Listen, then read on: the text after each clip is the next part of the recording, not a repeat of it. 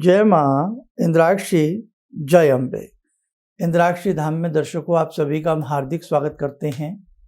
आइए सूर्य ग्रहण विशेषांक के ऊपर इस अंक में हम चर्चा करें।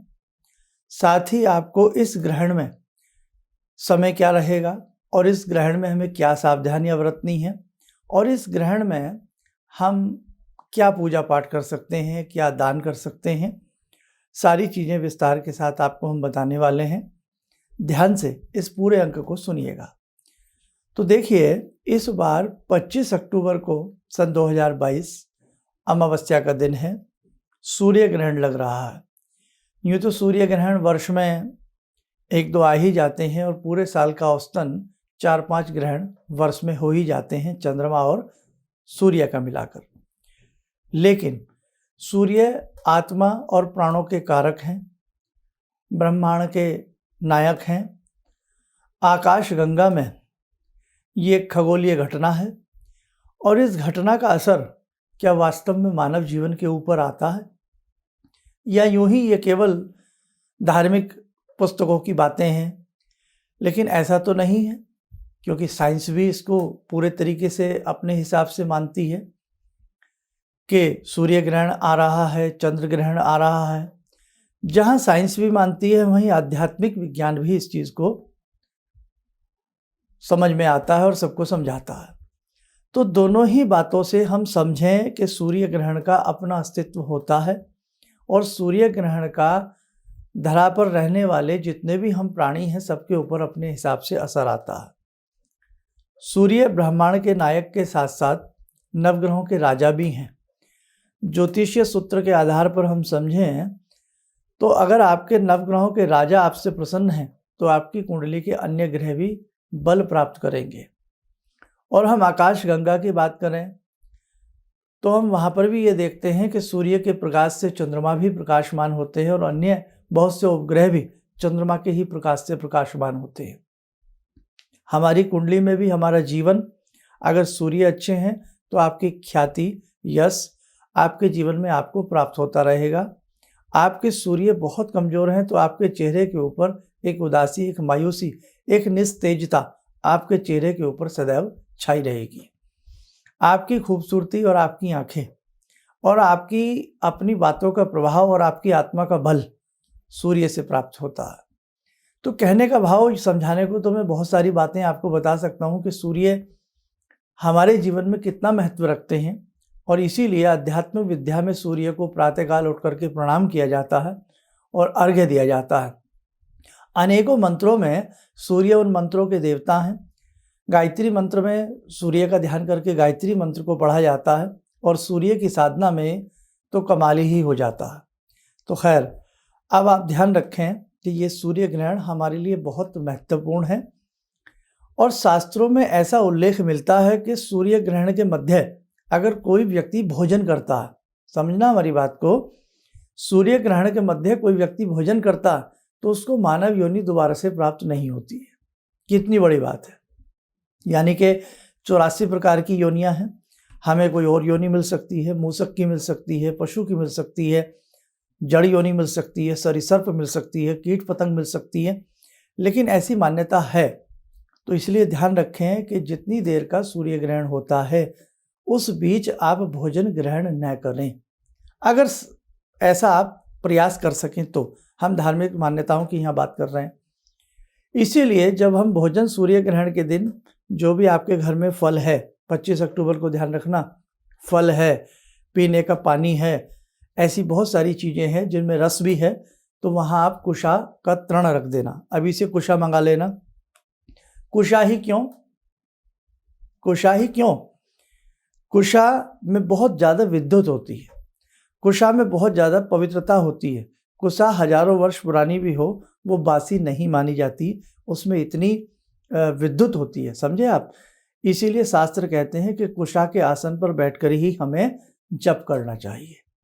वही कुशा, आप शुद्ध कुशा आपके घर में हो तो 25 अक्टूबर को ध्यान रखना, समय बता रहे हैं आपको। वैसे तो ये ग्रहण बहुत लंबा है। सूर्य ग्रहण का जो स्पर्श है वो 12 घंटे पहले लगता है। चंद्र ग्रहण का जो स्पर्श है वो 9 घंटे पहले लगता है। ये 12 घंटे पहले लग जाएगा, रात्रि में 2:30 के आसपास इस ग्रहण का स्पर्श यानी कि सूतक काल प्रारंभ हो जाएगा। 25 अक्टूबर को ध्यान रखना 2:30 पर मध्य रात्रि के बाद। और उससे पहले इसीलिए इस बार दीपावली भी पहले आ गई, और जो हम अन्नकूट करते हैं, गोवर्धन करते हैं, क्योंकि मंदिर के कपाट बंद रहेंगे 25 तारीख को, इसीलिए गोवर्धन अन्नकूट भी इस बार अगले दिन मनाया जाएगा। मे भी ऐसा 27-29 वर्षों के पास पुनः हो रहा है। दूसरी बात, एक चीज़ और ध्यान रखना कि 2:30 से जब इसका स्पर्श लगे, उस समय जो साधक लोग होते हैं, बहुत लोग तो उसी वक्त स्नान कर लेते हैं। ग्रहण में कई स्नान किए जाते हैं।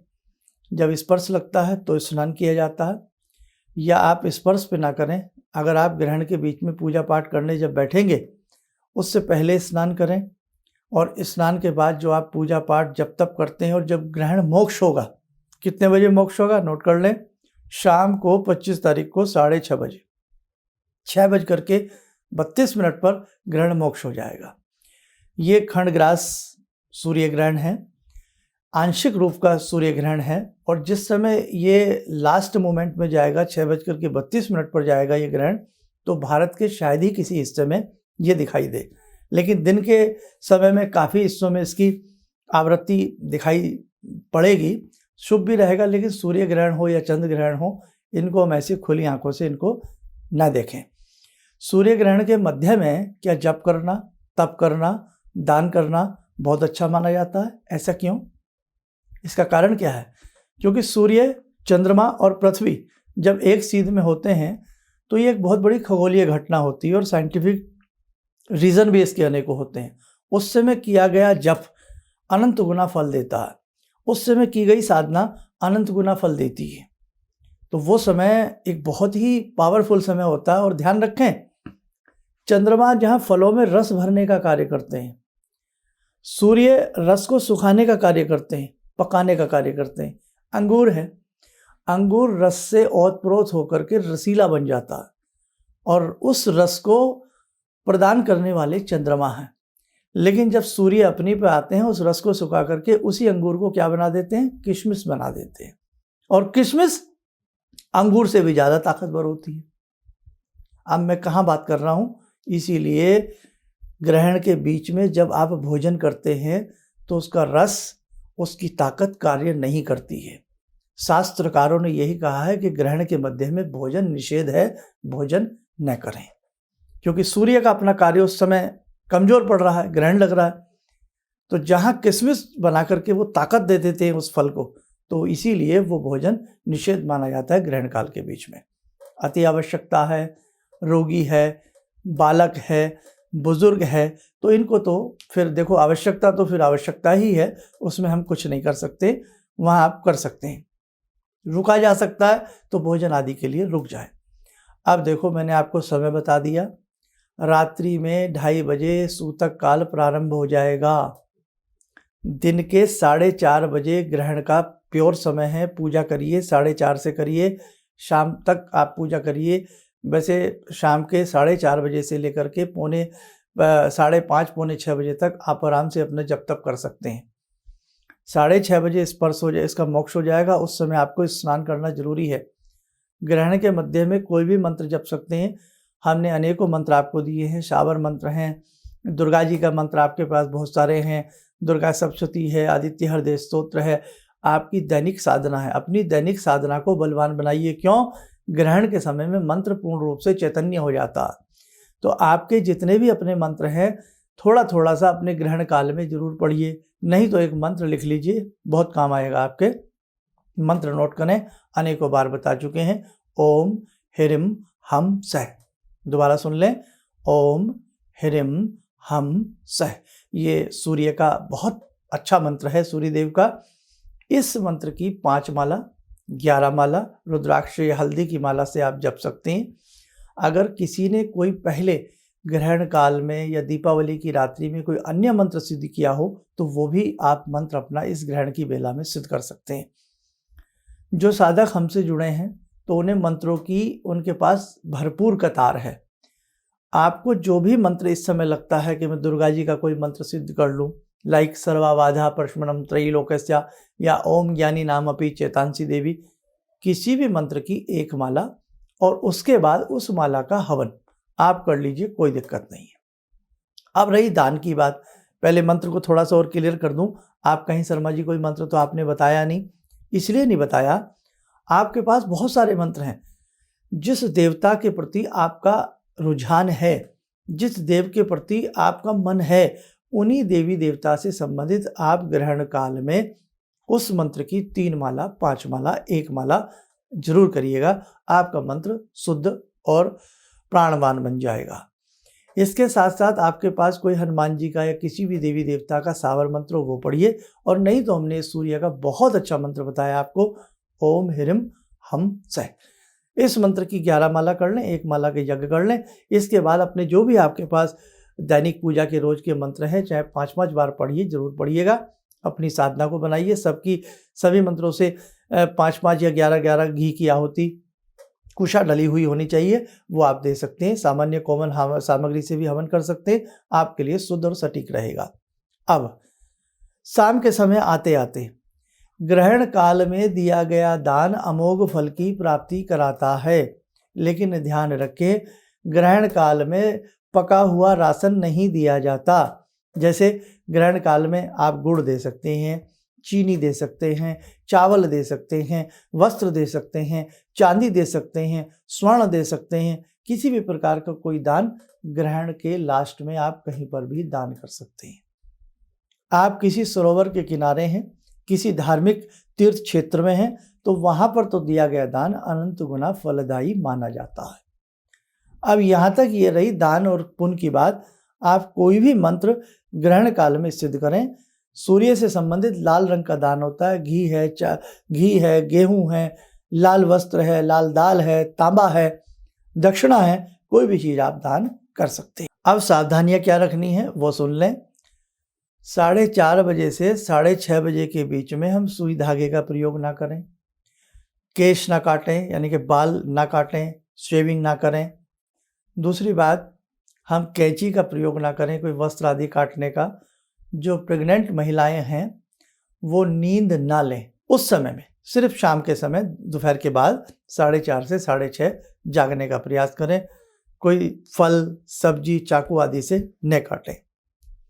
अपना जो हम चुनरी ओढ़ते हैं, पल्लू है, आंचल है, उसमें कुशा, दुर्वा, थोड़ा रंगा हुआ चावल, संभव हो 1 सुपारी पल्लू में बांध लें, थोड़ा हल्दी का उसमें थापना सा दे करके, छींटा सा दे करके, और आंचल से अपने आप को ढांप के रखें, ताकि सूर्य का इस प्रकार के ग्रहण का कोई भी प्रभाव जन्मजात शिशु के ऊपर या गर्भस्थ शिशु के ऊपर, बहुत सौ का बच्चों का जन्म भी उस समय हो रहा होगा, तो गर्भस्थ शिशु को भी आप उसके पास कुशा रखें।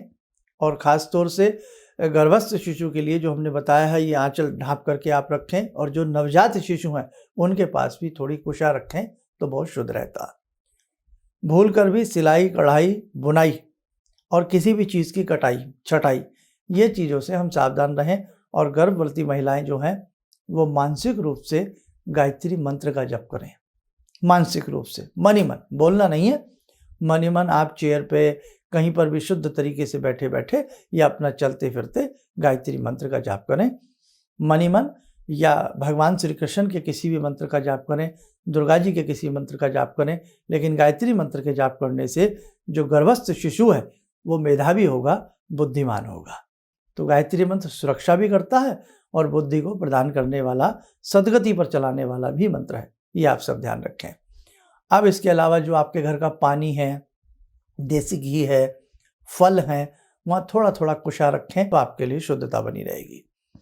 जिन्होंने ग्रहण के बीच में किसी मंत्र की पूजा की है, सिद्धि की है, यज्ञ किया है, यज्ञ हमेशा कॉमन सामग्री से या घी से स्वाहा लगा करके कर सकते हैं, वो लोग 2 बार तो स्नान जरूर करेंगे ग्रहण से पहले। और जब आपका पूजा पाठ हो जाए, 6:30 बजे के आसपास मोक्ष हो जाए, तब उस वक्त में आप फिर एक बार स्नान जरूर करना। और यदि संभव हो तो किसी न किसी वस्त्र का दान भी करना। उसी समय यदि किसी को दान करते हो तो ज़्यादा अच्छा है, कहीं भी नहीं तो फिर आप उस वस्त्र को, उस दान के सामान को उठा के रख लें, अगले दिन उसको फिर किसी को दान दे करके आए। जो भी आपकी श्रद्धा है, मन है, तो ये आपके लिए बहुत अच्छा रहेगा। कुछ स्थान ऐसे हैं, जैसे हम इस ग्रहण की बात करें, हमने ये भी बताया था कि ये ग्रहण तुला राशि पर भारी है। ये ग्रहण स्वाति नक्षत्र वाले जातकों पर भारी है, क्योंकि स्वाति नक्षत्र में तुला राशि में ये ग्रहण है, क्योंकि तुला राशि पर इस समय सूर्य चल रहे हैं और तुला राशि में सूर्य नीच के हो जाते हैं। तो जो तुला राशि के जातक हैं, संभव हो वो आदित्य हृदय स्तोत्र जरूर पढ़ लेना या सुन लेना, या उस दिन 5 बार हनुमान चालीसा पढ़ लेना, बस आपके लिए शुद्ध रहेगा। स्वाति नक्षत्र के जातक भी या उनकी मम्मी या उनके लिए कोई भी 5 बार हनुमान चालीसा का पाठ कर देना। बाकी जो अन्य राशि के जातक हैं या तुला राशि के भी जातक हैं, ऐसा घबराइएगा मत, आराम से ये सारी पूजा पाठ करिएगा। थोड़ा सा सूर्य के निमित्त आप लोग दान निकाल देना, जैसे 5 किलो 10 किलो गुड़ निकाल लेना और उस पर हाथ लगा देना। यदि संभव हो सके 6:30 बजे जाकर के किसी भी गौशाला में थोड़ा थोड़ा गौ माता को खिला देना। किसी भी राशि का कोई जातक हो, स्पेशली स्वाति नक्षत्र में जन्मे जातक, तुला राशि में जन्मे जातक यदि करेंगे तो ग्रहण का किसी प्रकार का दोष उनके ऊपर नहीं आएगा। मंगलवार का ग्रहण है। रुई, कपास, सण, इसमें तेजी रहती है, व्यापारी वर्ग के लिए बता रहा हूँ। और सोना चांदी में उछाल रहेगा, जरूर रहेगा, चाहे थोड़ा रहे ज़्यादा रहे। लेकिन आम व्यापारी वर्ग के लिए इस ग्रहण में थोड़ा सा संभल करके आपको काम करने की ज़रूरत है। ग्रहण का प्रभाव 15-20 दिन आगे तक भी रहता है और थोड़ा पहले से प्रारंभ हो जाता है। राजनीतिक जो भी शासकीय सत्ता में लोग हैं, उनके लिए भी ये ग्रहण थोड़ा सा संभल करके रहें। सूर्य का दान वो लोग भी करें तो उनके लिए अच्छा रहेगा। अब जैसे कुछ देशों में मैं नाम उनका पढ़ दूँ तो आप, क्योंकि बहुत लोग हमारे साधक ऐसे हैं जो बाहर भी रहते हैं, तो बाहर के हिसाब से भी आपसे ज़्यादा कुछ भी ना बन पड़े तो केवल आप सूर्य की साधना ओम ह्रीम हम से इस मंत्र को पढ़ लेना। और दान यदि आप वहाँ कर सकते हो तो जितना भी आपसे कोई दान वगैरह बन पड़े तो बाहर के हिसाब से आप दान कर लेना। नहीं तो गेहूँ हर जगह मिल जाता है, पक्षियों को आप दाना भी सूर्य ग्रहण का संकल्प करके पक्षियों के निमित्त दाना भी आप डाल सकते हैं। कुछ देशों के नाम मैं यहाँ पढ़ देता हूँ। यह ग्रहण कार्तिक कृष्ण अमावस्या मंगलवार के दिन है और जैसे यूरोप के अधिकतर देशों, उत्तरी पूर्वी अफ्रीका और एशिया महाद्वीप के मध्य पूर्वी पश्चिम भागों में खंडग्रास यानी कि आंशिक आकृति के रूप में यह ग्रहण दिखलाई पड़ेगा। यह ग्रहण Sweden, Finland, Estonia, Belarus, Ukraine, Russia, Georgia और इसी के साथ बहुत लंबी लिस्ट है क्योंकि समय ज़्यादा हो जाएगा, और साथ में भारत में खंडग्रास के रूप में यह ग्रहण दिखाई देगा। कुल मिलाकर के हम पूरी जो मैंने आपसे बातें की हैं इसमें यह समझ लेना कि इस ग्रहण के बीच में जो प्रेग्नेंट महिलाएं हैं सावधान रहें थोड़ा सा, जो जैसे हमने बताया है मंत्र आदि पढ़ती रहें। अन्य जितने भी लोग हैं उस ग्रहण के बीच में भोज्य ना लें, कोशिश करें यदि आपके बच्चे भी उस समय में कोई लिक्विड दूध आदि भोजन आदि ना लें तो ज़्यादा अच्छा है। रुक जाएं तो अच्छी बात है। 4:30 से करीब 6:30 के बीच 2 घंटे का समय है और उस समय आप कुछ कढ़ाई में तले भुने ऐसी कोई भी चीज़ ना करें तो ज़्यादा अच्छा है। और एक चीज़ और ध्यान रखें, उस बीच में अपनी मंत्र साधना आप बुजुर्ग हैं बैठ करके नहीं कर सकते तो चलते फिरते ही जो कृष्ण के उपासक हैं, ओम क्लीम कृष्णाय नमः, ओम राम रामाय नमः, ओम विष्णवे नमः, ओम दुर्गा देव्यै नमः, हम जिसके भी उपासक हैं आप चलते फिरते भी किसी मंत्र को अच्छे से जपते रहना। और बाकी देखो भैया, ये खगोलीय घटना है, सूर्य ब्रह्मांड के नायक है। बहुत बड़े बड़े पृथ्वी जैसे पिंड सूर्य में सैकड़ों समा सकते हैं, इसीलिए उनको ब्रह्मांड का नायक कहा गया है। हर वर्ष सूर्य ग्रहण आते हैं, लेकिन अमावस्या और दीपावली जैसी घनघोर रात्रि में, है ना, दीपावली एक दिन पहले है और उसी दिन से घनघोर अमावस्या शुरू हो जाएगी। घनघोर रात्रि को पार करते हुए जब ग्रहण आते हैं तो उसमें मंत्र साधना या दान पुण्य करना बहुत श्रेष्ठ रहता है, आप लोग ज़रूर कर लेना। धनत्रयोदशी का क्या पूजा रहेगी, कैसे हम करेंगे, वो सारा हमारा सुन लेना, अलग अंक है। दीपावली का पूजन हम कैसा करेंगे वो सारा हमारा सुन लेना, उसका अंक विशेषांक आपको मिल जाएगा। बाकी ध्यान से इस कार्यक्रम को सुन लीजिएगा, समझ में सारी बातें आ जाएंगी। आप स्वस्थ रहें, सुखी रहें, दीर्घायु हों, ग्रहण का किसी भी प्रकार का नकारात्मक असर आपके ऊपर ना आए, ऐसा हम भुवनेश्वरी से आपके लिए प्रार्थना करते हैं। इन्हीं शब्दों के साथ हम अपनी वाणी को विराम करते। जय जय अम्बे। भगवान से जुड़ो और भगवान से जुड़ने का जरिया आपने बताया, बहुत अच्छा लगा, बहुत धन्यवाद। और सनातन धर्म को जिंदा रखने के लिए आप जो प्रयास कर रहे हैं वो बहुत सराहनीय है। हम लोग को मौका मिला है, हम लोग भाग्यशाली हैं जो आपके करीब आने का हम लोग को मौका मिला है। किसी भी समस्या के समाधान के लिए मिले प्रसिद्ध हस्तरेखा एवं वास्तु विशेषज्ञ प्रोफेसर धर्मेंद्र शर्मा जी से। नोट: शिविर में भाग लेने हेतु एवं व्यक्तिगत रूप से मिलने के लिए कॉल करने का समय सुबह 10 बजे से शाम 6 बजे तक। हमारे विभिन्न ज्ञानवर्धक कार्यक्रम देखने के लिए आप हमें अभी सब्सक्राइब करें, बेल आइकन को प्रेस करें ताकि आप देख सकें हमारा कार्यक्रम सबसे पहले। और अधिक जानकारी के लिए फेसबुक पेज को लाइक करना न भूलें।